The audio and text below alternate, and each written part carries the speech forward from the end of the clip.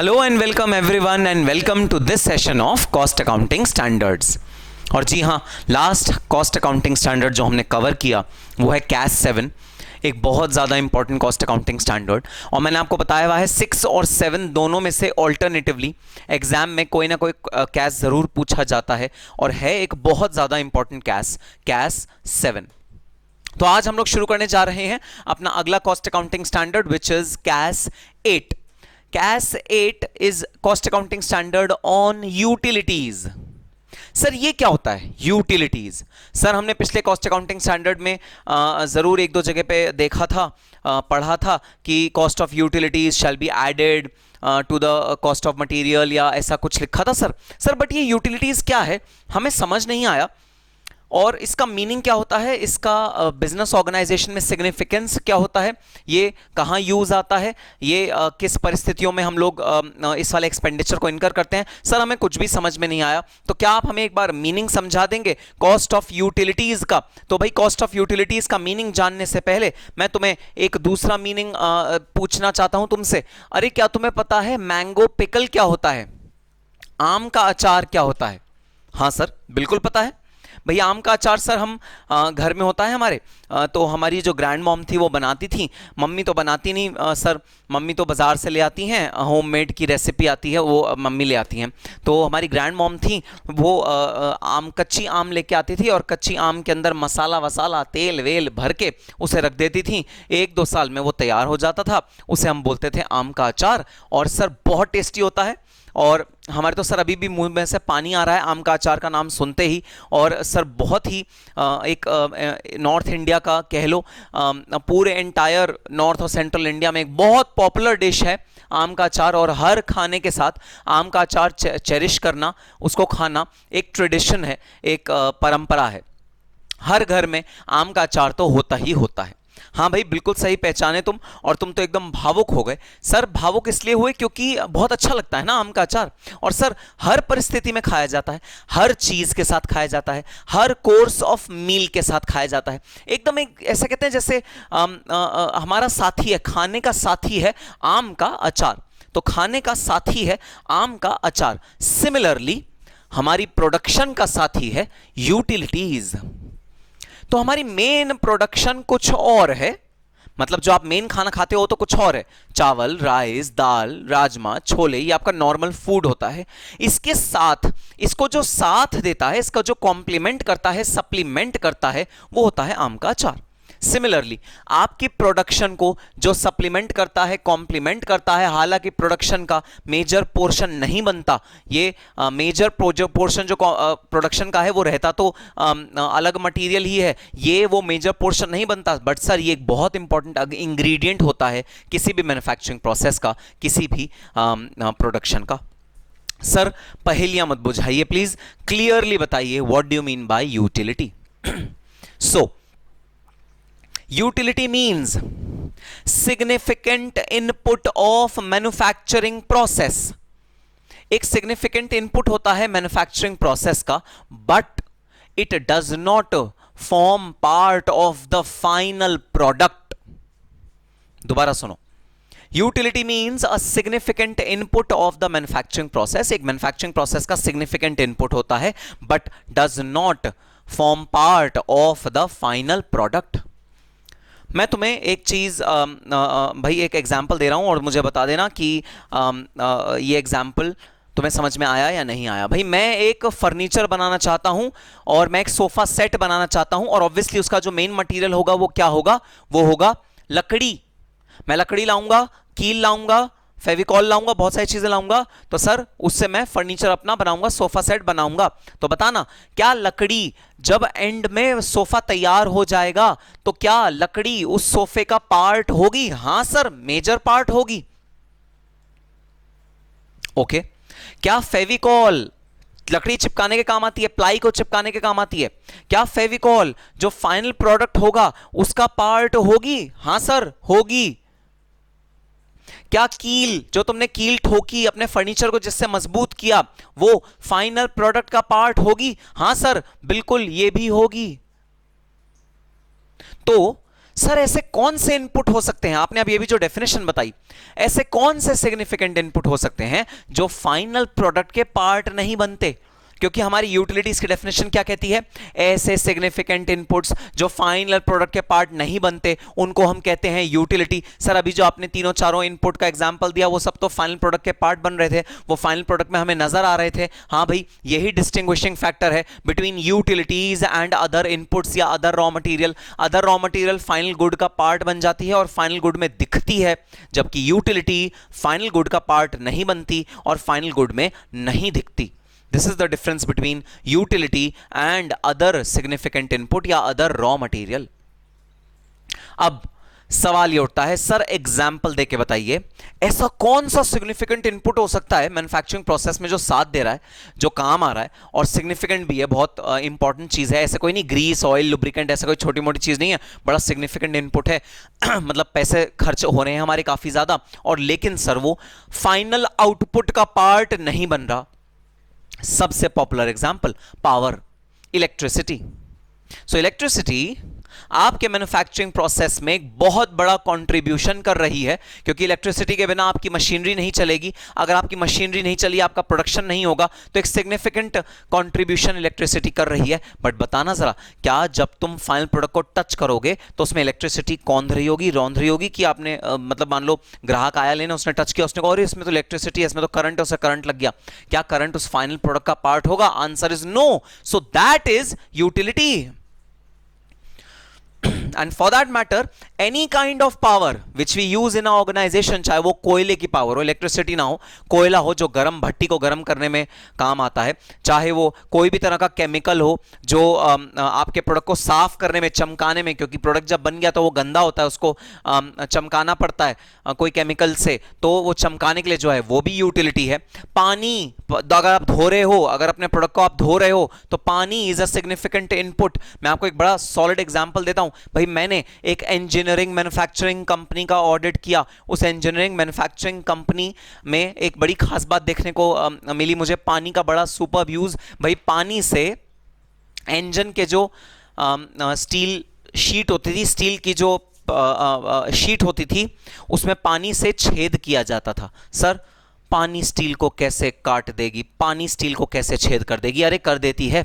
High pressure के pump आते हैं, बहुत हाई प्रेशर के पंप, और वो इतनी तेजी से पानी को स्टील के ऊपर फेंकते हैं कि स्टील में छेद हो जाता है। तो सर अगर इंसान वहां पर उसके आगे खड़ा हो तो तुम ही सोच लो उस इंसान का क्या हाल होगा।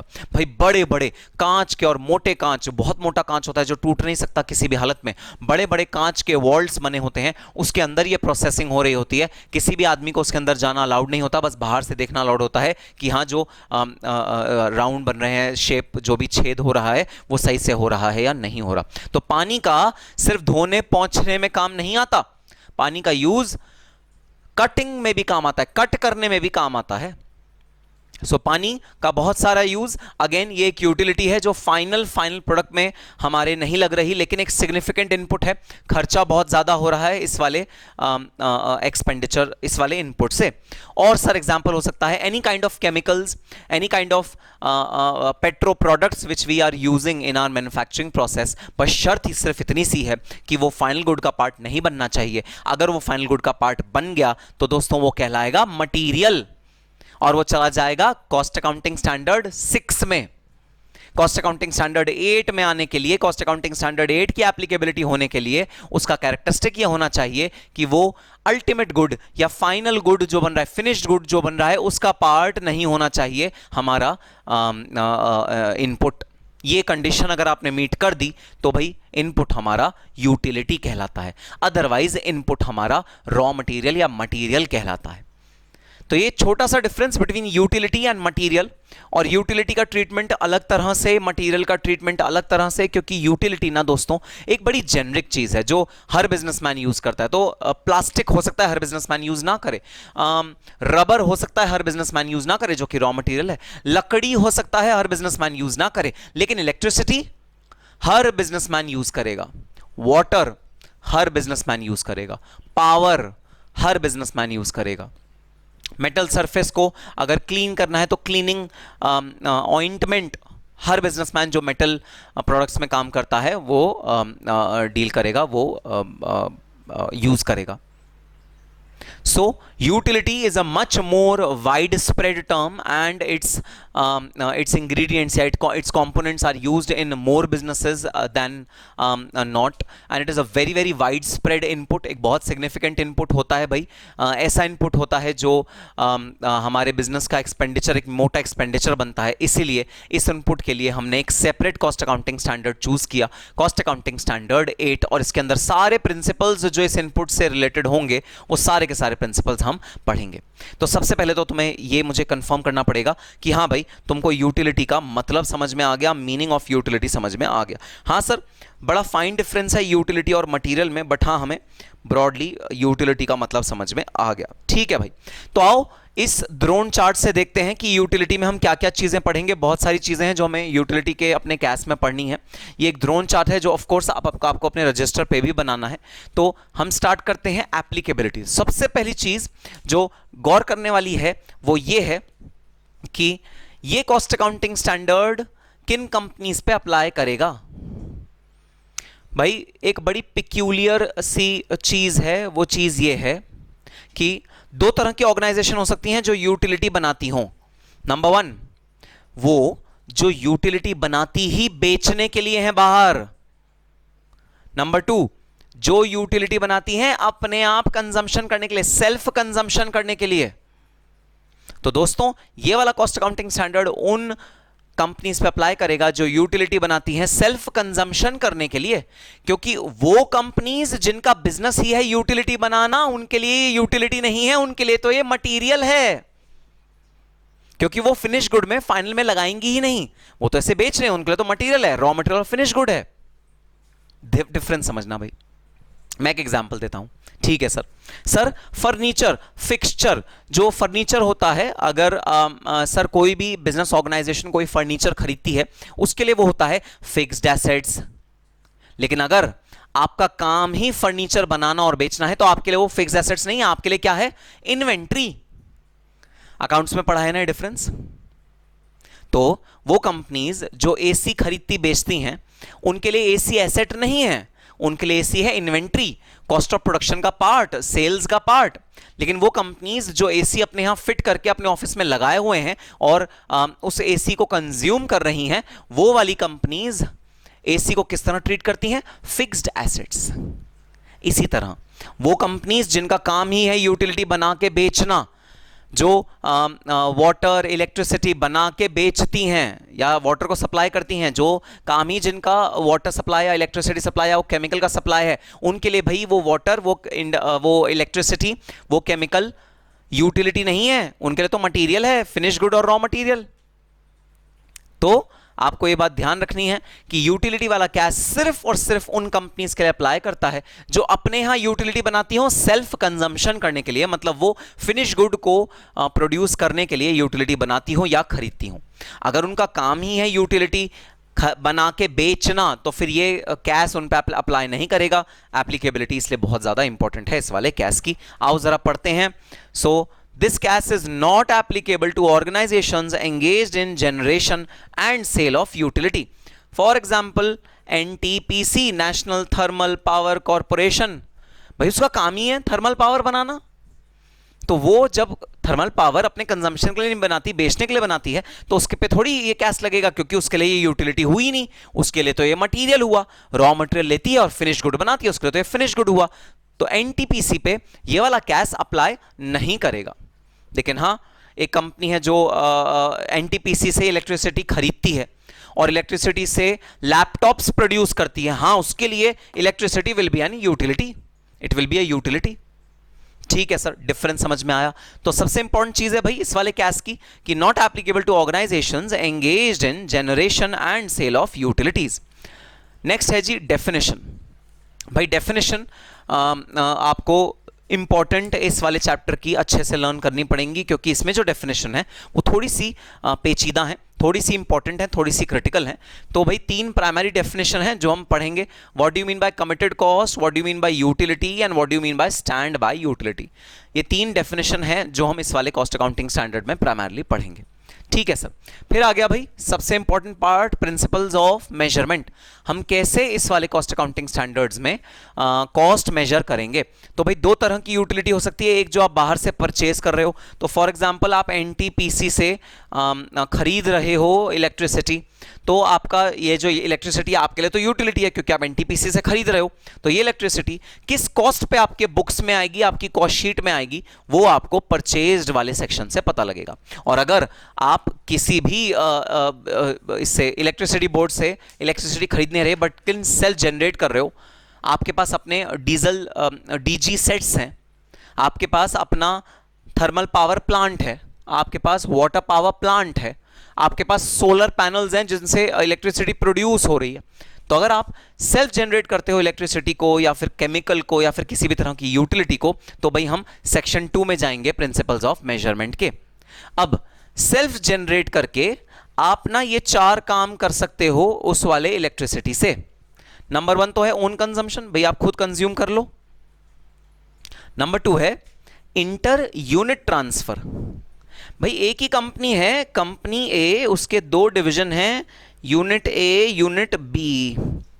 यूनिट ए दो चीजें बनाता है, एक तो एक्स बनाता है और इलेक्ट्रिसिटी बनाता है, यूनिट बी वाई बनाता है। तो यूनिट ए यूनिट बी को कहता है सुन यूनिट बी, तुझे इलेक्ट्रिसिटी चाहिए ना, हम सेम ही तो, पापा तो सेम है हमारे, इलेक्ट्रिसिटी चाहिए तू मेरे से ले ले, क्यों तू बाहर पैसे वेस्ट करेगा, मैं इलेक्ट्रिसिटी बनाता रहा हूं और एक्सेस बना रहा हूं, जो मेरे यूज में आ रही है वो तो आ ही रही है, जो एक्स बनाने के यूज में आ रही है वो तो आ ही रही है, तू भी मेरे से ले ले। This is known as inter unit transfer. जब एक ही कंपनी के 2 यूनिट्स के बीच में यूटिलिटी का ट्रांसफर होता है, भाई क्योंकि यूटिलिटी तो हर जगह ही चाहिए होती है, तो यूनिट्स को भी चाहिए होगी डिफरेंट यूनिट्स को, और डिफरेंट यूनिट्स की वो यूटिलिटी हम लोग इंटर यूनिट ट्रांसफर में देखेंगे कैसे मेजरमेंट करना है, कैसे उसकी कॉस्ट और सर्टेन करनी है। देन इंटर कंपनी ट्रांसफर, तो भाई एक चीज और हो सकती है कि एक ग्रुप है, उस ग्रुप में 2 कंपनीज हैं, कंपनी एक्स और कंपनी वाई, पेरेंट कंपनी है ग्रुप ए और 100% शेयर्स कंपनी एक्स और वाई के ए होल्ड करता है, ग्रुप ए होल्ड करता है। तो यहां पर भी ऑब्वियसली पेरेंट कंपनी भी कोई ना कोई पेरेंट होगी, तो मैं यहां ग्रुप ए में कंपनी का भी नाम लिख देता हूं, भाई कंपनी बी है ग्रुप ए में और वो पेरेंट कंपनी है कंपनी एक्स और वाई की।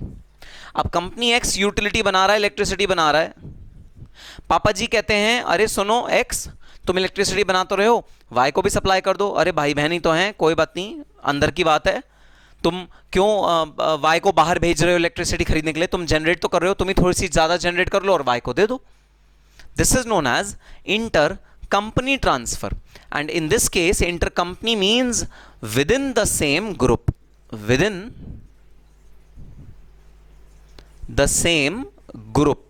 तो एक ही ग्रुप की 2 कंपनीज के बीच में अगर ट्रांसफर होता है यूटिलिटी का, तो हम उसे कहते हैं inter company transfer. So transfer within the same group. और लास्ट है भाई sale to the outside party.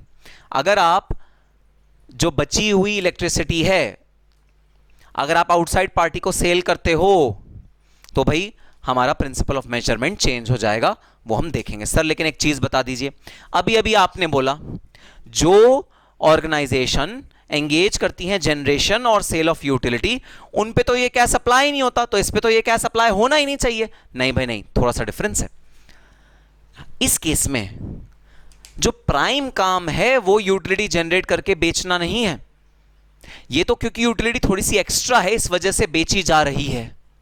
Major utility 80% और 90% ऑफ द यूटिलिटी वो सेल्फ कंज्यूम होगी, और जो बच्ची कुछ चीज थोड़ी बहुत होगी वो बाहर की पार्टी को सेल कर दी जाएगी, क्योंकि आपके पास एक्स्ट्रा है इसलिए आपने बाहर की पार्टी को सेल कर दिया। इसका मतलब ये नहीं कि आपकी ऑर्गेनाइजेशन एंगेज्ड है in generation and sale of utility, इसका मतलब ये कतई नहीं है। तो कभी भी कंफ्यूज मत होना, ये और ये डिफरेंट चीजें हैं।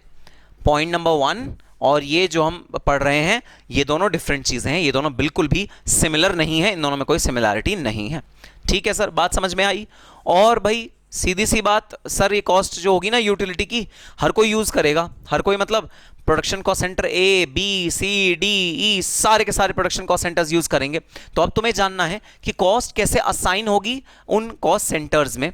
तो दो यहाँ पर ऑप्शंस हैं, एक जहाँ पर कॉस्ट को हम डायरेक्टली ट्रेस कर सकें कि हाँ भाई ये यूटिलिटी तो सारी की सारी प्रोडक्शन कॉस्ट सेंटर ए ही कंज्यूम कर रहा है, उसे बोलेंगे डायरेक्टली ट्रेसेबल। उस केस में असाइनमेंट कैसे होगी, और अगर आप ट्रेस नहीं कर पाए डायरेक्टली तो उस केस में असाइनमेंट कैसे होगी, हम इस वाले सेक्शन में पढ़ेंगे। और लास्ट में हम क्या पढ़ेंगे, प्रेजेंटेशन एंड डिस्क्लोजर। तो कैसे प्रेजेंट करना है इस यूटिलिटी की कॉस्ट को अपनी कॉस्ट शीट में, वो हम पढ़ेंगे। भाई सेपरेट कॉस्ट हेड की तरह हम डिस्क्लोज करते हैं कॉस्ट शीट में, एक अलग लाइन आइटम आती है, मिसलेनियस में क्लब करके मत दिखा देना, अलग से शो करना, this is the cost of utility. फिर basis of distribution of utility cost, तो जो कॉस्ट है वो कैसे डिस्ट्रीब्यूट करी वेरियस कॉस्ट ऑब्जेक्ट में, आपको ये डिस्क्लोज करना पड़ेगा। रिलेटेड पार्टी ट्रांजैक्शन को डिस्क्लोज करो। फॉरेक्स में जो ट्रांजैक्शन हुई है, अगर कोई यूटिलिटी आपने बाहर से खरीदी है या किसी यूटिलिटी को बनाते हुए आपने जो इनपुट लिया वो बाहर से लिया, मतलब आउटसाइड इंडिया से लिया, वो आप अलग से डिस्क्लोज करो। और कोई भी पेनल्टी डैमेजेस अगर आपने यूटिलिटी के लिए पे करी तो वो आप अलग से डिस्क्लोज करो। ये सारे डिस्क्लोजर रिक्वायरमेंट्स हैं जो आपको यूटिलिटी के रिस्पेक्ट में करने पड़ेंगे। ठीक है सर, बात समझ में आ गई। तो आओ चलते हैं अब अपनी बुक पे और कॉस्ट अकाउंटिंग स्टैंडर्ड को देखते हैं। तो ये प्यारा सा मटकी बनी हुई है जिसमें आम का अचार आपको दिख रहा है अपने स्क्रीन के ऊपर। This is the cost of utility. आओ फुटनोट नंबर 33 पढ़ के देखते हैं एक बार। It includes the provision of guidance note on CAS 8। तो भाई गाइडेंस नोट भी आया हुआ है, वो भी हमने इंक्लूड किया हुआ है। Add on to the main course goes with every form of staple food but doesn't form the main food। तो मेन फूड नहीं बनती बट हर स्टेपल फूड के साथ चलती है। Shared with relatives friends neighbours extensively. तो अपने दोस्तों के साथ भी शेयर करते हो, नेबर्स के साथ भी शेयर करते हो, रिलेटिव्स के साथ भी शेयर करते हो। यूटिलिटी भी अलग अलग लोगों के साथ आपको शेयर करनी होती है। Introduction. The standard deals with principles and methods of classification, measurement and assignment of cost of utilities for determining of cost of product or service and the presentation and disclosure in the cost statements. Sir, ये line तो हर कैस में लिखी है, आपने यही bold क्यों किया assignment of cost? क्योंकि भाई असाइनमेंट ऑफ कॉस्ट में से ही पास्ट एग्जाम में क्वेश्चंस पूछे गए हैं यूटिलिटी को लेकर। तो उम्मीद यही है कि अगर इस कैस में से कोई क्वेश्चन आया तो वो असाइनमेंट से रिलेटेड ही होना चाहिए। ठीक है sir. Objective is to bring uniformity and consistency in the principles and methods of determining cost of utility with reasonable accuracy।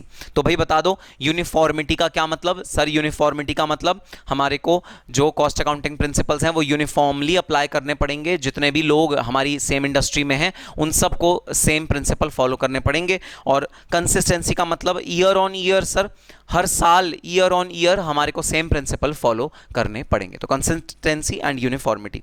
This standard shall not be applicable to organisations primarily engaged in. तो देखना word बड़ा important है भाई, primary engagement होना चाहिए, मतलब basically वो जो गुड बना रहे हैं वो यूटिलिटी होना चाहिए, तो ये कैस अप्लाई नहीं करेगा। Engaged in generation and sale of utilities, CAS 8 is applicable to the organization which is producing utility for use in the manufacturing process. It is not applicable to the organization which are primarily engaged in generation and sale of utility।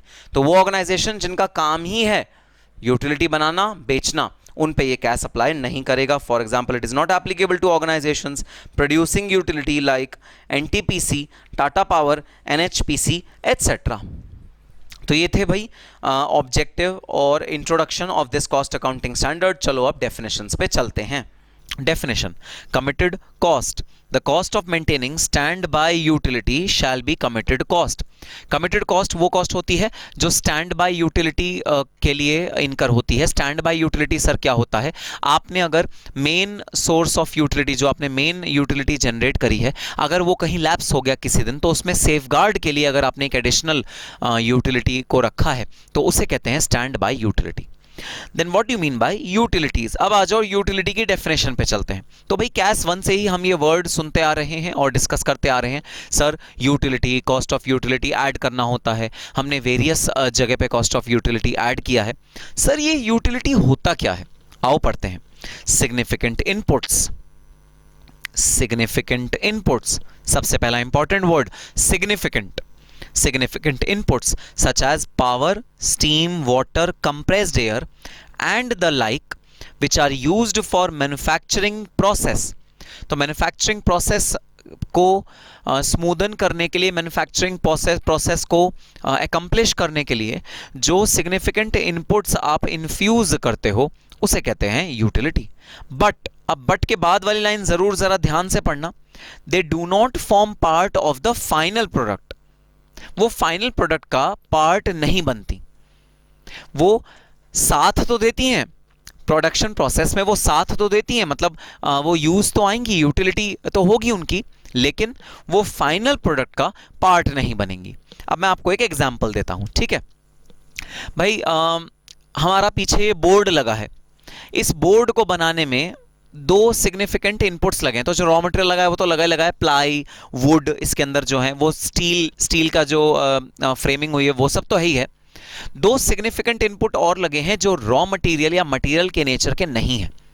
एक significant input है कि sir इसको जब हम इसके shaping कर रहे थे, घिसाई कर रहे थे, आरी से काट रहे थे, तो इलेक्ट्रिसिटी का यूज हुआ, इलेक्ट्रिसिटी लगी इसके पूरी प्रोडक्शन प्रोसेस में। और सर दूसरा, इसके अंदर ना कुछ ग्लू लगी, ग्लू फेविकॉल जो होती है, फेविकॉल पेस्टिंग के लिए यूज होती है, वो भी एक सिग्निफिकेंट इनपुट है सर। तो अब सवाल ये उठता है कि इन दोनों सिग्निफिकेंट इनपुट में से कौन सा यूटिलिटी है, कौन सा नहीं है। सर जो भी इनपुट ये लास्ट पार्ट को सेटिस्फाई करेगा ना, लास्ट पार्ट क्या कहता है, do not form part of final product. तो फाइनल प्रोडक्ट का जो भी पार्ट नहीं बनेगा इनपुट, वो इनपुट को मैं यूटिलिटी कहूंगा। तो बताना, फेविकॉल क्या फाइनल आउटपुट का पार्ट बन रही है? सर उसके लिए तो ना ये उखाड़ के देखना पड़ेगा, प्लाई और लकड़ी ऐसे चिपकी हुई है ना, उसे उखाड़ के देखना पड़ेगा। हाँ सर, जैसे उसे उखाड़ेंगे ना, वो वाइट ट्रांसपेरेंट हार्ड स्टफ हमें नजर आएगा। तो Fevicol becomes part of the final product, but electricity does not form part of the final product. तो ये एक बहुत बड़ा इंडिकेशन है, आपको आइडेंटिफाई करवाएगा जो कि कौन सा सिग्निफिकेंट इनपुट रियल में यूटिलिटी बनता है, कौन सा नहीं बनता। So the important part is which do not form part of the final product, वही यूटिलिटी कहलाएगा।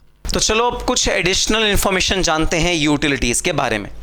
FYK, production processes need several inputs other than raw material in form of water, steam, electricity and the like. These inputs are known as utilities. Utilities are classified according to nature of utility such as power, steam, water, compressed air and so on. In other words, utilities expense is the cost incurred by using utilities such as electricity, water, waste disposal, heating, sewage. The expenses are incurred over the course of the reporting period calculated and the payment is rendered. तो net क्या बात भाई, वही बात कि हमारा utility का खर्चा क्या है। यूटिलिटी का खर्चा वो है जो हमारा नॉर्मल इनपुट से फ़र्क है। इनपुट्स तो फाइनल गुड में नज़र आ जाते हैं, लेकिन ये यूटिलिटीज़ फाइनल गुड में नज़र नहीं आती हैं। अब आ जाओ चलते हैं प्रिंसिपल्स ऑफ मेजरमेंट पे। तो each type of utility shall be treated as a distinct cost object. अच्छा, एक चीज़ और बताना चाहूँगा आगे बढ़ने से पहले भाई, एक और तरह का यूटिलिटी होती है जो प्रोडक्शन में यूज़ होती है, वो है वाटर। है सर, वाटर तो हाँ धोने के काम आता है, कमरा धोने के, कपड़े धोने के, और जैसे इक्विपमेंट हमारे वॉश करने हो, दीवारें साफ करनी हो फैक्ट्री की, हाँ पानी तो काम आएगा। नहीं भाई नहीं, पानी कटिंग के काम आता है। और किस चीज की कटिंग? स्टील की कटिंग। तो मैंने एक ऐसी इंडस्ट्री देखी, वो इंडस्ट्री थी इंजन मैन्युफैक्चरिंग इंडस्ट्री, और उसके अंदर जो इंजन बनते थे, उसके जो बाहर के कवर्स बनते थे, उनमें जो छेक होते थे या जो स्टील की कटिंग होती थी, वो पानी का प्रेशर डालने से होती थी। तो पानी उस इंडस्ट्री के लिए था एक मेजर यूटिलिटी, और ये यूटिलिटी प्रोडक्शन प्रोसेस में यूज होता था और उसे स्मूदन करता था। तो पानी उनके लिए था यूटिलिटी। तो ऐसे ही बहुत सारे एग्जाम्पल्स होते हैं, बहुत सारे ऐसे चीज़ें होती हैं, जैसे कई बार केमिकल्स हम यूज़ करते हैं। केमिकल्स को जैसे स्पिरिट हो गया, उसको हम साफ़ सफाई करने के, या फिर वार्निश हो गया, इस तरह के केमिकल्स हम लोग यूज़ करते हैं, और ये सारी की सारी चीज़ें कहलाती हैं यूटिलिटी। फिर क्या बात है स्टैंड बाय यूटिलिटी की? भाई स्टैंड बाय यूटिलिटी जो यूटिलिटी है जो आपने सेफगार्ड करने के लिए रखी है against failure of main source of input. तो जो मेन सोर्स ऑफ इनपुट है अगर वो कभी फेल हो गया तो हम स्टैंड बाय यूटिलिटी को निकाल के यूज कर लेंगे। और स्टैंड बाय यूटिलिटी रखे रखे भी मेंटेनेंस मांगेगी, उसे कहेंगे committed cost. The cost of maintaining standby utility shall be committed cost. अब आ जाओ चलते हैं प्रिंसिपल्स ऑफ मेजरमेंट। आप यूटिलिटी की कॉस्ट को मेजर कैसे करोगे? Each type of utility shall be treated as a distinct cost object. हर यूटिलिटी को एक अलग कॉस्ट ऑब्जेक्ट की तरह ट्रीट करना। As such each utility is a distinct cost object. Cost of each utility is to be collected and measured separately. तो हर एक यूटिलिटी को आपको अलग से मेजर करना है, अलग से उसकी कॉस्ट को कलेक्ट करना है। तो चलो देखते हैं गाइडेंस नोट इस बारे में क्या कहता है। As each utility is a distinct cost object, बोला गया है हर यूटिलिटी एक अलग कॉस्ट ऑब्जेक्ट है भाई। Cost of each utility is to be collected and measured separately. तो पानी का एक्सपेंस अलग से मेजर करो, इलेक्ट्रिसिटी का अलग से मेजर करो, कोई भी और तरह की यूटिलिटी है उसका अलग से मेजर करो। For example power, steam, water, compressed air, oxygen, nitrogen, coke, oven, gas and the like are distinct utilities and the cost is collected and measured for the each utility separately। Her utility के लिए अलग तरह से हमें measure करना पड़ता है। The costs are booked to each utility through initial documents such as supplier's bill if directly identifiable with utility, payroll analysis sheet, stores requisition etc. A separate cost statement is to be prepared for each utility।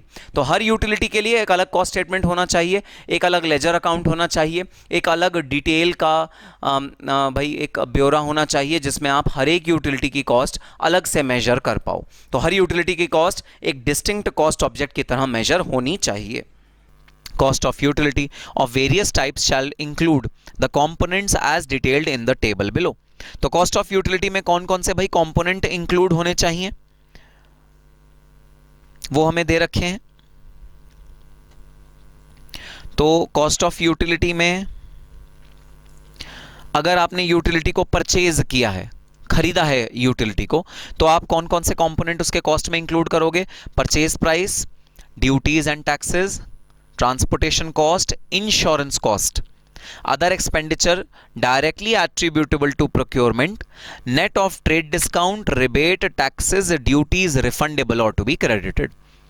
तो अगर आपने duty purchase करी है कहीं बाहर से, आपने अपने पास बनाई नहीं है, तो उसमें हम ये सारे खर्चों को ऐड कर देंगे। हाँ सर ये तो बहुत जेनरिक खर्चे हैं। Then cost of self generated utility, आपने जो खुद बनाई है यूटिलिटी। तो पता है कई बार क्या होता है, इलेक्ट्रिसिटी कई लोग खुद बनाते हैं, वो कहते हैं हमें विश्वास नहीं है बीएससी के इलेक्ट्रिसिटी सोर्स पे, तो अगर हमारे को इलेक्ट्रिसिटी एक बहुत मेजर इनपुट है हमारा, तो हम उसे खुद बनाएंगे। हमारे पास अपने डीजी सेट्स हैं, हमारे पास अपना इलेक्ट्रिसिटी जनरेशन का प्लांट है, उस प्लांट को यूज करके हम लोग अपनी इलेक्ट्रिसिटी खुद बनाएंगे। तो अगर ऐसा है कि आपकी यूटिलिटी सेल्फ जनरेटेड है बट फॉर ओन कंजम्पशन, क्योंकि अगर आपने बाहर बेचा तो यूटिलिटी रहेगी नहीं, तो क्या क्या आप खर्चे को ऐड करोगे? Direct material cost, direct employ cost, direct expenses and factory overheads. इन सब खर्चों को आप ऐड कर दोगे अगर आपकी सेल्फ जनरेटेड यूटिलिटी है, मतलब आपने खुद यूटिलिटी बनाई है।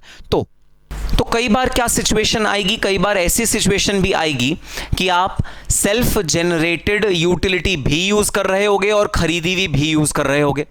भैया आपको गवर्नमेंट ने परमिशन दी कि हाँ आप अपनी इलेक्ट्रिसिटी खुद बना सकते हो। गवर्नमेंट की परमिशन की तो खैर अब ज़रूरत भी नहीं है, आप डायरेक्टली अपनी इलेक्ट्रिसिटी खुद बना सकते हो। आपने इलेक्ट्रिसिटी खुद बनाई, आपने डीजी सेट इंस्टॉल किए, कुछ एक लिमिटेड पावर सप्लाई के, आपको पता है कि आपको जो इलेक्ट्रिसिटी बोर्ड से बिजली का सप्लाई मिलता है वो आपकी 40% कंजम्पशन के लिए सफिशेंट है, बैलेंस 60% के लिए आपने डीजी सेट लगा दिए। तो हो सकता है आप मिक्सचर यूज कर रहे हो, सेल्फ जनरेटेड यूटिलिटी का भी, परचेज यूटिलिटी का भी। ऐसा हो सकता है। सर उस केस में क्या करेंगे? आओ देखते हैं उस केस में क्या करेंगे। जहां पर mix source of supply for given utility है, दोनों सप्लाई ऑफ सोर्स मिक्स हैं, द एंटिटी में purchase electricity from electricity supplier and may also be receiving from own stand by facility for generation of electricity. For purchase power it will include all cost of purchase, maximum demand charges which is payable irrespective of actual power consumption, load factor, local duties and other expenditure attributable to procurement. तो जितनी भी आपने purchase करी भाई, उस purchase से related जितना भी खर्चा होगा वो ऐड कर लो। Credits is to be given for any discount, rebate, taxes and duties refundable. तो क्रेडिट आपको मिलेगा भाई उस कॉस्ट में से जितना भी आपने डिस्काउंट दिया, रिबेट दिया, ड्यूटी आपने जो रिफंड करवाई, उस सब का आपको क्रेडिट मिलेगा। Cost of utility received from own facility, अब आप जो सेल्फ जनरेट कर रहे हो उसका क्या होगा, will be consisting of direct employ cost, fuel, direct expenses, chemical, store, spare, repair, maintenance, depreciation and inter utility transfer cost. तो हाँ, अगर आप मिक्सचर यूज़ कर रहे हो दो तरह की यूटिलिटी का, तो आपकी जो कॉस्ट होगी वो भी मिक्सचर की तरह आप असरटेन कर सकते हो। जो सेल्फ जनरेटेड है उसकी अलग से असरटेन करो, जो परचेज करी गई है उसकी अलग से असरटेन करो। The above treatment is also applicable to any other utility purchased, such as purchase of steam, coke oven, gas from other unit, raw water from municipal sources and so on। तो किसी भी तरह का आप किसी भी और सोर्स से अगर आप अपना यूटिलिटी परचेज कर रहे हो तो भाई उसके भी कॉस्ट आप अकॉर्डिंगली असरटेन करोगे, जैसे कि आप अपना cost irrespective of what source are you using, आप कॉस्ट उस तरह असरटेन करोगे। नेक्स्ट कैटेगरी, अब देखना नेक्स्ट 3 कैटेगरी मैं तुम्हें पहले कैटेगरी पढ़ाऊंगा, इंग्रेडिएंट्स बाद में बताऊंगा। तो कैटेगरी है cost of utility generated for inter unit transfer, cost of utility generated for inter company related party transfer, और cost of utility generated for sales to outside party. सबसे पहले समझना ये तीनों कैटेगरीज क्या कहती हैं। अब मैं खाली स्पेस ढूंढ रहा था भाई, अगर मुझे खाली स्पेस मिल जाए तो मैं आपको समझा सकता हूं कि ये तीनों चीजें क्या कहती हैं। ठीक है सर, मैं यहां पर बना रहा हूं एक डायग्राम, देखना जरा डायग्राम क्या कहता है। ग्रुप ए, ग्रुप के ए के अंदर 2 कंपनीज हैं, company A, company Y, company X, company Y. Group B के अंदर एक ही कंपनी है, कंपनी जेड। तो ये 2 अलग अलग ग्रुप्स हैं, दोनों के ओनर अलग अलग हैं, मिस्टर ए मिस्टर बी, दोनों का आपस में कोई सरोकार नहीं है, कोई रिलेशनशिप नहीं है, दोनों अपना अपना काम कर रहे हैं, सेम बिजनेस में ही दोनों काम करते हैं। ठीक है सर,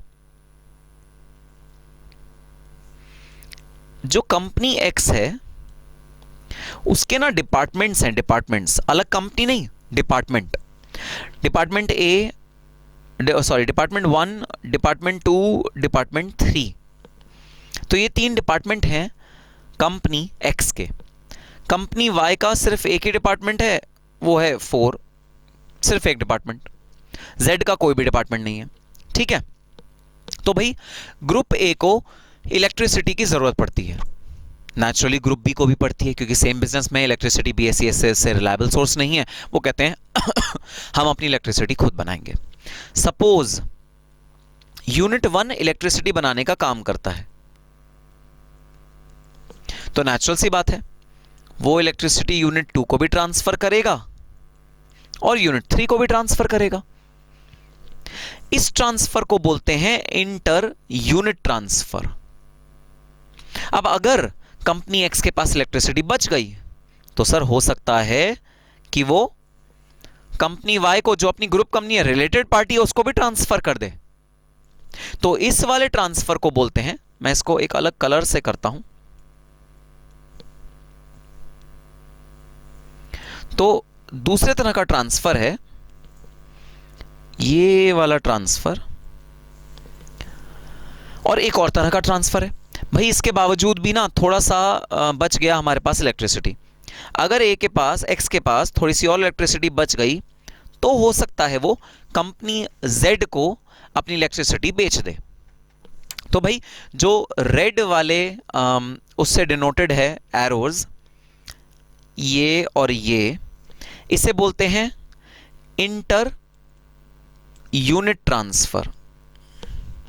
इंटर यूनिट ट्रांसफर जो रेड वाले एरोज से डिनोटेड है उसे क्या बोलेंगे सर? उसे बोलेंगे इंटर यूनिट ट्रांसफर। अच्छा, जो पर्पल एरो से डिनोटेड है उसे बोलेंगे inter company transfer related party. ये जो पर्पल, वॉयलेट, सॉरी वॉयलेट, शायद ये वॉयलेट है या पर्पल है, मुझे नहीं पता भाई, मैं थोड़ा सा वीक हूं कलरिंग में। तो ये जो भी है कलर, इसको बोलेंगे इंटर कंपनी ट्रांसफर एक कंपनी से दूसरी कंपनी में जा रहा है, लेकिन दोनों कंपनीज के बीच में रिलेशनशिप है, वो सेम ग्रुप में फॉल करती हैं, रिलेटेड पार्टी कंपनी ट्रांसफर।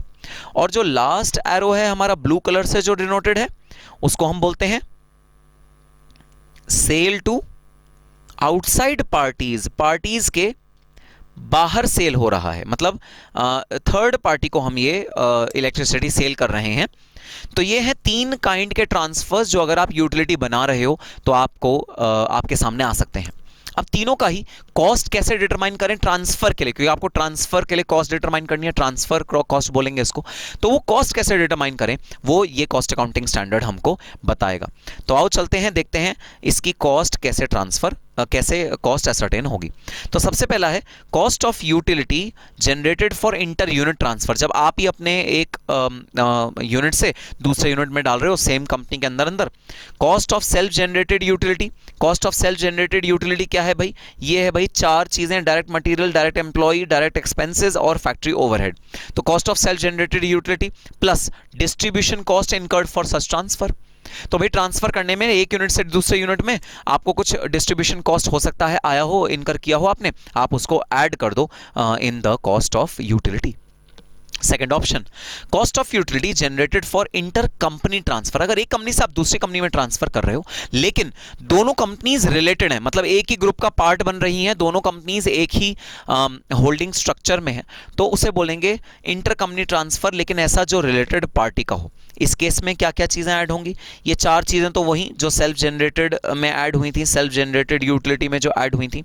इसके अलावा आपने डिस्ट्रीब्यूशन कॉस्ट और ऐड करी जो आपने ऊपर भी ऐड करी थी। इसके अलावा आपको एक चीज और ऐड करनी है, share of administrative expenses. Sir inter unit transfer में ऊपर हमने शेयर ऑफ एडमिनिस्ट्रेटिव एक्सपेंसेस क्यों नहीं ऐड करे? अरे लॉजिक बड़ा सिंपल सा है, इंटर यूनिट ट्रांसफर एक ही कंपनी के 2 यूनिट्स के बीच में हो रहा है और एक ही कंपनी में एडमिन का खर्चा तो एक ही जगह हो रहा होगा, 2 अलग अलग खर्चे थोड़ी हो रहे होंगे। तो अगर आप एक यूनिट से खर्चे को एलोकेट कर दोगे दूसरे यूनिट में, क्या फर्क पड़ता है? एक जेब से पैसा निकाल रहे हो, दूसरे जेब में डाल रहे हो, कोई टेंशन ही नहीं है, कोई फर्क ही नहीं पड़ता।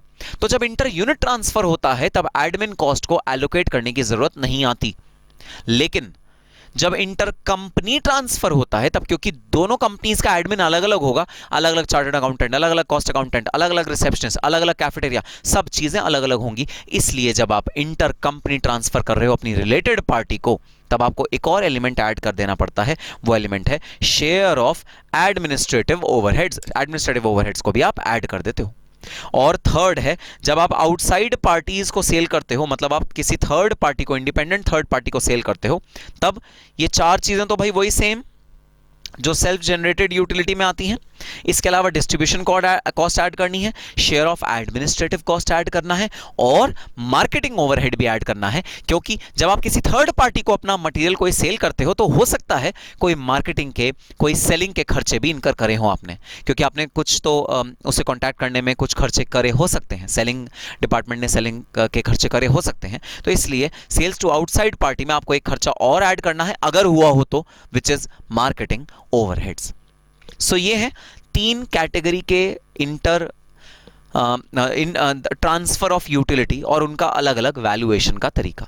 तो आपको बहुत अच्छे से इनको याद रखना है, कौन सा एलिमेंट कहां पर ऐड होता है, कौन सा एलिमेंट कहां पर ऐड नहीं होता है। ठीक है सर, कंसेप्ट तो एकदम क्लियरली समझ में आ गया। आज हम नेक्स्ट टॉपिक पे चलते हैं भाई। नेक्स्ट टॉपिक है inter utility transfer. Inter utility transfer क्या होता है? कई बार आप 2 यूटिलिटी बना रहे होते हो, तो आपका यूनिट ए बना रहा होता है वाटर, यूनिट बी बना रहा होता है इलेक्ट्रिसिटी, और ये दोनों आपस में यूटिलिटी को एक्सचेंज करते हैं। तो जो वाटर बनाने वाला डिपार्टमेंट है वो इलेक्ट्रिसिटी कंज्यूम कर रहा होता है, इलेक्ट्रिसिटी बनाने वाला डिपार्टमेंट वाटर कंज्यूम कर रहा होता है। तो इलेक्ट्रिसिटी प्रोडक्शन पे नहीं जा रही होती, थोड़ा सा पोर्शन वाटर बनाने में भी काम दे रहा होता है। अरे याद करो, इंटर में आप एक कंसेप्ट करते थे, जब एचआर वाले फाइनेंस वाले को सर्विसेज दे रहे हैं, फाइनेंस वाले एचआर वाले को सर्विस दे रहे हैं, तो जो सर्विस कॉस्ट सेंटर होते हैं वो आपस में सर्विसेज दे रहे होते थे। बस वही एग्जैक्टली कंसेप्ट है ये। जब एक यूटिलिटी दूसरे यूटिलिटी को बनाने में काम आ रही है और पहली वाली यूटिलिटी दूसरी वाली यूटिलिटी को बनाने में काम आ रही है, उसे बोलते हैं इंटर यूटिलिटी ट्रांसफर। एक यूटिलिटी दूसरे में ट्रांसफर हो रही है, तो यूटिलिटी मैन्युफैक्चरिंग में नहीं जा रही, एक और यूटिलिटी बनाने में काम आ रही है। इस केस में कॉस्टिंग कैसे होगी आओ देखते हैं. There may be inter utility transfer cost. For example water utility may be used in generation of steam and power. Power may be required for pumping water from tube well. Inter utility cost is to be determined on the based on the following methods. ये methods आपको याद आएंगे, inter में आपने किए हुए होंगे.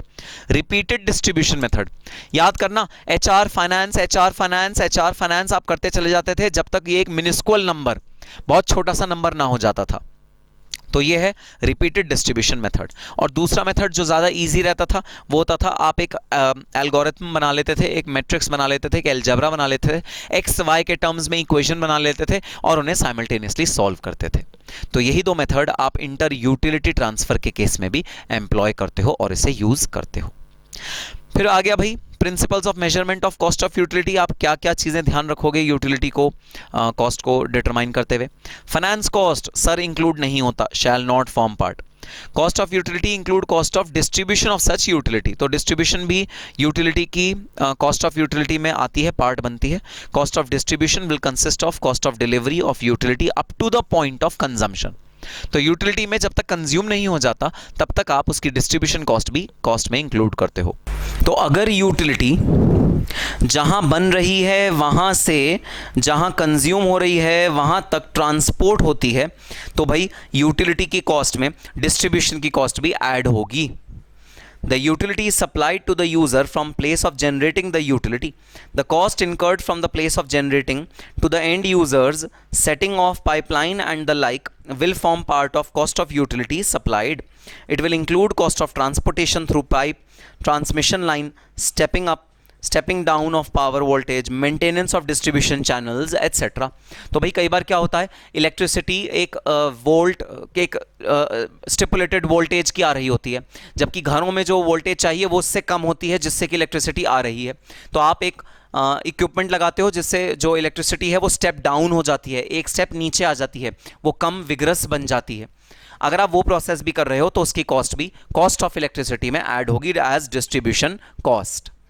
Cost of utility does not include imputed cost. Of course sir, अगर स्टैंडर्ड पे डिटरमाइन होगा यूटिलिटी तो प्राइस वेरिएंस तो सारा का सारा कॉस्ट ऑफ यूटिलिटी में जाएगा. यूसेज का जो नॉर्मल होगा वो कॉस्ट ऑफ यूटिलिटी में जाएगा, यूसेज का जो एब नॉर्मल होगा वो एब नॉर्मल कॉस्ट में जाएगा.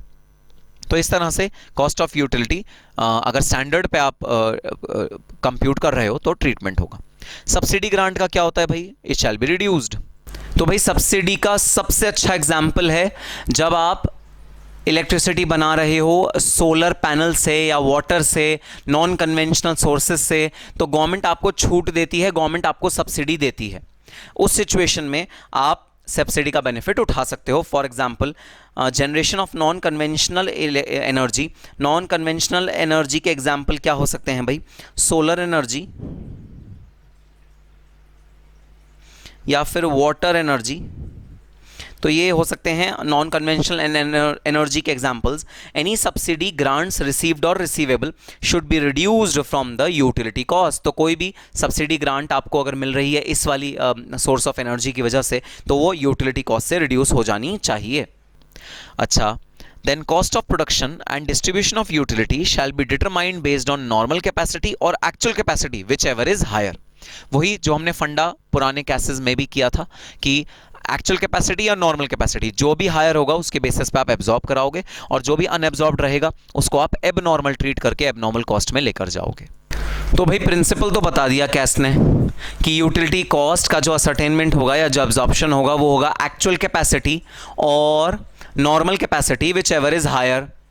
लेकिन सर यूटिलिटी की कैपेसिटी असर्टेन कैसे करेंगे भाई? यूटिलिटी की कैपेसिटी असर्टेन करने के लिए मैंने तुम्हें एक नोट दिया हुआ है, where utilities are created exclusively for captive consumption. क्योंकि आप जब कैप्टिवली कंज्यूम कर रहे हो उस यूटिलिटी को तो भाई उसका कैपेसिटी को पता कर पाना बड़ा मुश्किल है, क्योंकि जैसे जैसे वो प्रोड्यूस हो रही है वैसे वैसे कंज्यूम हो रही है और उस वाली फैक्ट्री में ना बहुत सारी और चीज़ें बन रही हैं और अल्टीमेटली कैपेसिटी जो डिनोट हो रही है वो फिनिश्ड गुड्स के टर्म्स में डिनोट हो रही है. तो बड़ा मुश्किल है उस केस में जहां 100% कैप्टिव कंजम्पशन के लिए कैपेसिटी के लिए यूटिलिटी बनती है. उन वाले प्लांट्स में बहुत ज़्यादा मुश्किल है हाँ कि हम लोग कैपेसिटी डिटरमाइन कर पाएँ इसकी यूटिलिटी की.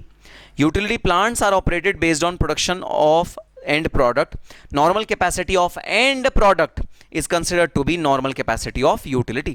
तो भाई उस केस में जहां पर यूटिलिटी की कैपेसिटी असरटेन करनी मुमकिन नहीं है, वहां आप एंड प्रोडक्ट की कैपेसिटी असरटेन कर लो और वो एंड प्रोडक्ट की कैपेसिटी ही यूटिलिटी की कैपेसिटी भी कहलाएगी. ठीक है sir. Cost of standby utility, अगर कोई स्टैंड बाय यूटिलिटी है जो यूज तो नहीं आ रही, खड़ी है बस, लेकिन खड़े खड़े भी वो मेंटेनेंस का कुछ खर्चा मांग रही है, जैसे कहते हैं कमिटेड कॉस्ट. इसका क्या करेंगे? All related cost of standby utility is to be absorbed irrespective of its level of utilisation. भाई यूटिलाइजेशन हो रहा हो ना हो रहा हो, स्टैंड बाय कॉस्ट मतलब कमिटेड कॉस्ट को आपको एब्जॉर्ब करना है अपनी कॉस्ट शीट में. ठीक है sir. Any abnormal cost shell not form part of utility. आओ एक एग्जाम्पल देख लेते हैं. एबनॉर्मल कॉस्ट में arise from example, for example due to plant breakdown, flood, fire and the like. Such cost will not form part of utility. Another example of abnormal cost is due to low capacity utilization. तो low capacity utilization की वजह से भी abnormal cost आ सकती है और fire, flood, breakdown की वजह से भी एबनॉर्मल कॉस्ट आ सकती है. Penalty damages shell not form part of utility. तो पेनल्टीज डैमेजेस का एक एग्जांपल भी देख लो भाई. Not complying with boiler inspection, not safeguarding hazardous utility, penalty so levied should not form part of cost of utility. तो आप किसी भी अगर स्टैंडर्ड से इंस्पेक्शन के वक्त जो स्टैंडर्ड मेंटेन करने चाहिए थे वो आपने नहीं करे हैं तो आप पे पेनल्टी अप्लाई होगी. क्रेडिट या कुछ रिकवर हो गया यूटिलिटी को यूज करते हुए, they shall be deducted from total cost of utility. तो भाई किसी भी तरह की क्रेडिट्स रिकवरीज जो यूटिलिटी के एक्सपेंस पे हुई है, सर ये क्रेडिट रिकवरीज यूटिलिटी के एक्सपेंस पे कैसे होगी? भाई जो बची कुछ यूटिलिटी थी थोड़ी सी, वो तुमने किसी को बाहर बेच दी, उसकी वजह से क्रेडिट होगा, रिकवरी होगी, पैसे आएंगे तुम्हारे पास.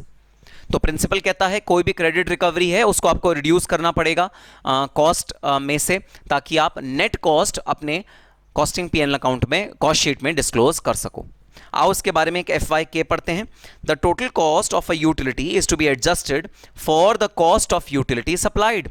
तो टोटल कॉस्ट ऑफ यूटिलिटी को आपको एडजस्ट करना पड़ेगा for the total utility supplied to outside parties if its cost is material and quantifiable. तो जो टोटल कॉस्ट है उसमें से भाई आपको माइनस करना पड़ेगा वो वाली कॉस्ट जो आउटसाइड पार्टी को आपने बेच दी, यूटिलिटी जो बेच दी उसकी कॉस्ट माइनस करनी पड़ेगी. Credit should also be given for the recovery made for utility consumed by other units such as township and the like. तो अगर और यूनिट्स ने कंज्यूम करा और उसके बदले आपको पैसे दिए उस यूटिलिटी के, वो भी आपको टेकन इनटू अकाउंट करना पड़ेगा. The non net cost arrived at be then charged to different units benefited by the use of utility. तो जो बची कुछ कॉस्ट है जो रिकवरी को माइनस करने के बाद नेट कॉस्ट बची, उसको फिर आप भाई आराम से डिफरेंट कॉस्ट सेंटर्स में एलोकेट कर दो. Example, where a unit has township or colony, electricity and water charges recovered from its use may be credited to cost of these utilities and net cost distributed to the production centers. तो भाई ये company है जो बहुत बड़ी एक residential township के बगल में लोकेटेड है. तो after consuming the electricity which it produces for itself, it supplies the electricity to the township और उनसे थोड़े से पैसे ले लेती है. तो बस जो क्रेडिट होने के बाद नेट कॉस्ट आई है उस नेट कॉस्ट को आप डिस्क्लोज करोगे अपनी कॉस्ट शीट में और उसे वेरियस कॉस्ट सेंटर्स में अप्रोप्रिएट कर दोगे. ठीक है sir. If the utility is sold by unit A to outside parties, credit is to be given to the cost of utility at price of utility sold to outside party. तो जो credit मिलेगा ना वो cost का नहीं मिलेगा, आपने जितना भी आउटसाइड पार्टी को सेल किया है सेल प्राइस का आपको क्रेडिट मिलेगा. That is cost of utility including distribution, administration, overhead and marketing overhead and margin. अगर सपोज आपने मार्जिन भी ऐड कर लिया, अव्वल तो आइडियली तो आपको मार्जिन कम से कम ऐड करना चाहिए क्योंकि आपका बिजनेस नहीं है यूटिलिटी को बेचने का. बट अगर आपने मार्जिन ऐड भी किया तो भाई आपको जो माइनस करना है रिकवरीज में से वो माइनस मार्जिन को मिला के टोटल नेट कॉस्ट माइनस होगी. ठीक है सर, बात समझ में आ गई?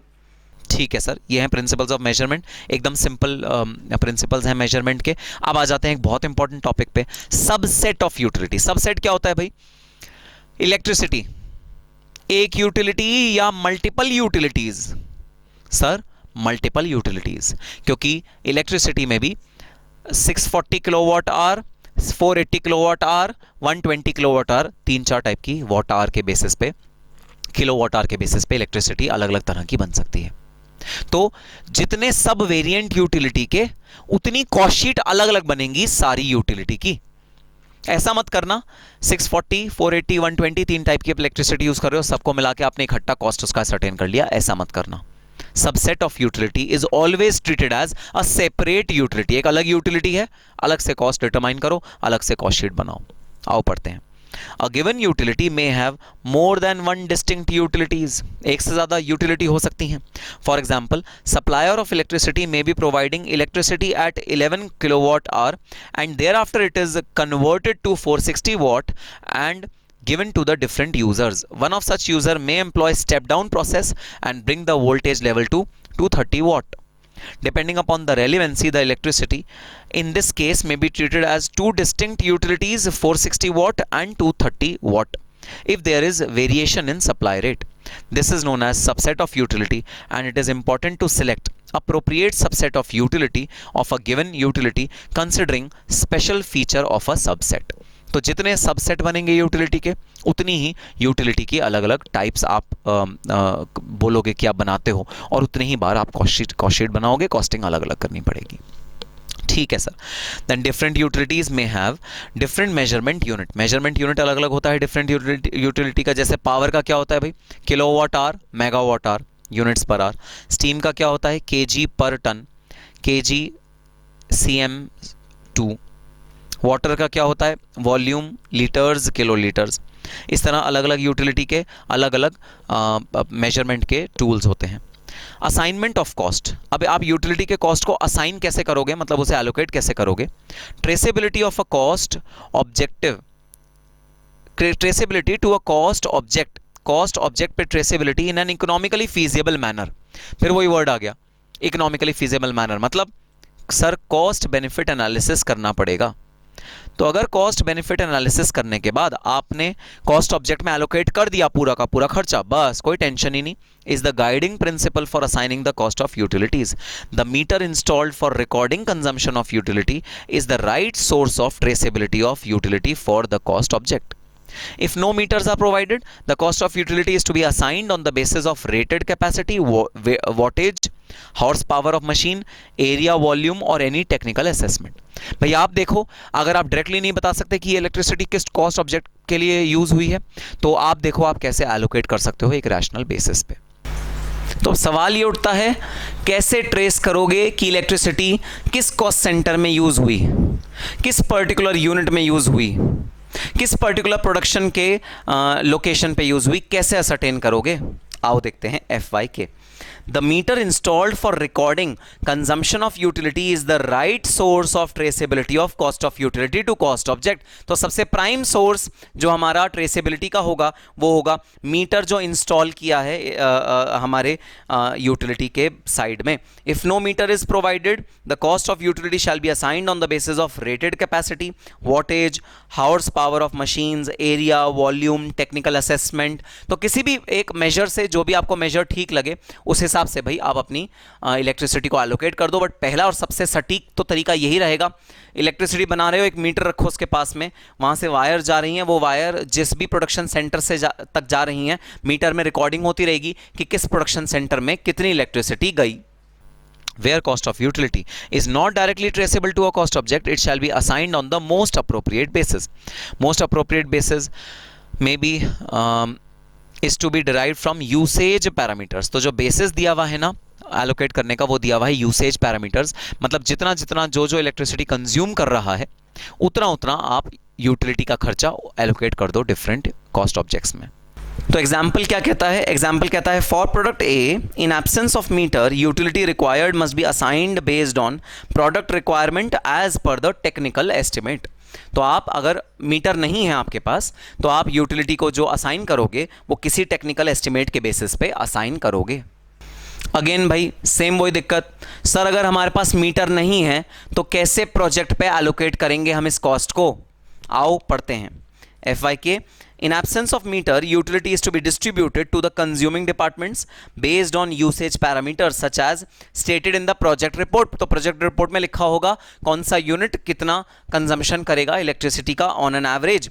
Technical estimates taken into account equipment rating, space, volume and the like. तो आप एक रफ एस्टिमेट निकाल सकते हो कि हाँ भाई ये मशीन है जो 10 घंटे चलती है, 1 घंटे चलने पे इतने किलोवाट आवर इलेक्ट्रिसिटी यूनिट का कंज्यूम करती है. मल्टीप्लाई कर दो 10 से, आपको पता लग जाएगा एक दिन में इस मशीनरी ने कितनी इलेक्ट्रिसिटी कंज्यूम करी है.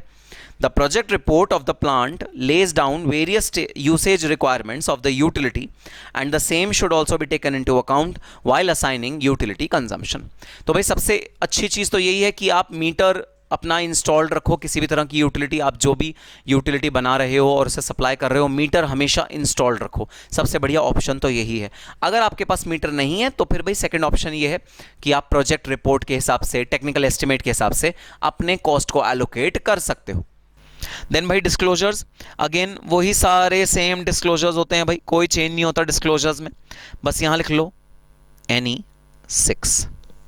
तो क्या होंगे बेसिस ऑफ डिस्ट्रीब्यूशन, और वो क्या बेसिस होगा जो आप चूज़ करोगे इस कॉस्ट को डिस्क्लोज करने में और इस कॉस्ट को कंज्यूम करने में. वो क्या बेसिस होगा जिसके बेसिस पे आप ये बोलोगे कि हाँ ये कॉस्ट सेंटर ने इतने किलोवाट आवर इलेक्ट्रिसिटी कंज्यूम करी है. भाई एग्जांपल है उसका, normally it will be based on meter readings of the period और technical estimates. Cost of purchase production, आपको ये सब डिस्क्लोज करना है. जहाँ पर स्टैंडर्ड कॉस्ट है वहाँ पर वेरिएंसेस डिस्क्लोज करने हैं. देन रिलेटेड पार्टी से यूटिलिटी आई, वो डिस्क्लोज करनी है. आओ एक एग्जांपल रिलेटेड पार्टी का देखते हैं. रिलेटेड पार्टी का कैसे डिस्क्लोजर होगा, नाम बताना पड़ेगा, नेचर ऑफ रिलेशनशिप बताना पड़ेगा, नेचर ऑफ ट्रांजैक्शन बताना पड़ेगा और वॉल्यूम बताना पड़ेगा कि कितना ट्रांजैक्शन हुआ इस रिलेटेड पार्टी के साथ. Inter company inter unit transfer हुआ, डिस्क्लोज करो.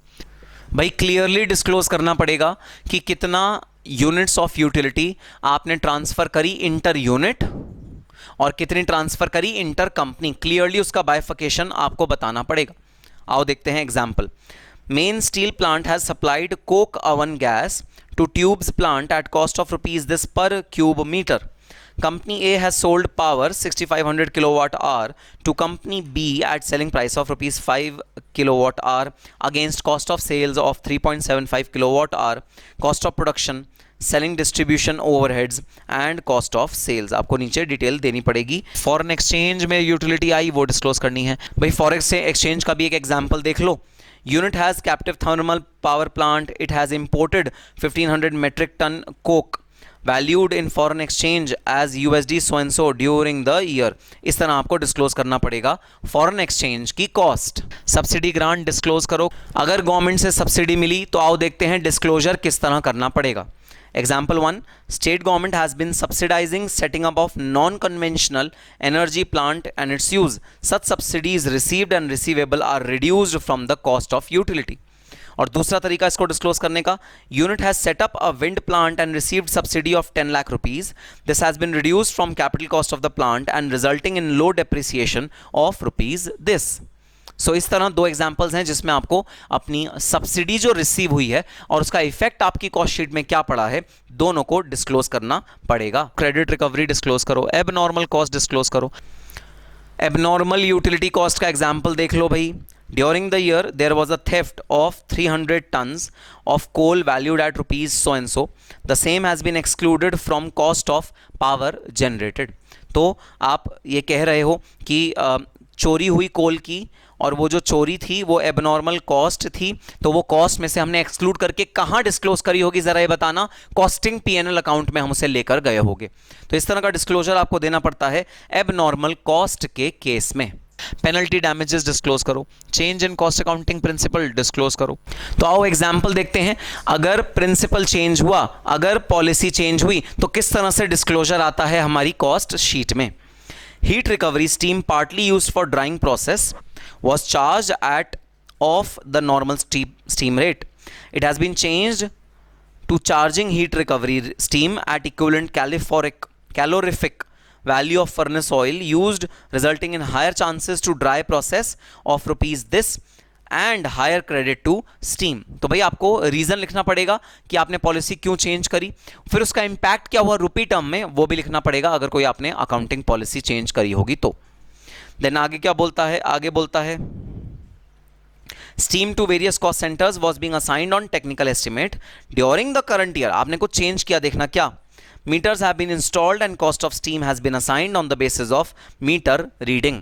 तो पिछले साल तक टेक्निकल एस्टिमेट के बेसिस पे आप रिकॉग्नाइज कर रहे थे यूटिलिटी को, इस बार से आपने मीटर्स इंस्टॉल करा दिए और मीटर रीडिंग के बेसिस पे आप अपनी यूटिलिटी को असाइन कर रहे हो to the cost object. Disclosure shall be made in body of cost statement or as a footnote or as a separate schedule if material significant and quantifiable। तो ठीक है भाई, ये ख़त्म हुआ हमारा theory portion cost of utility का, और थ्योरी में से भी कई बार इस कैस में से क्वेश्चन आते हैं। खैर अब नेक्स्ट सेशन में हम लोग शुरू करेंगे अपना practical portion cost of utility का।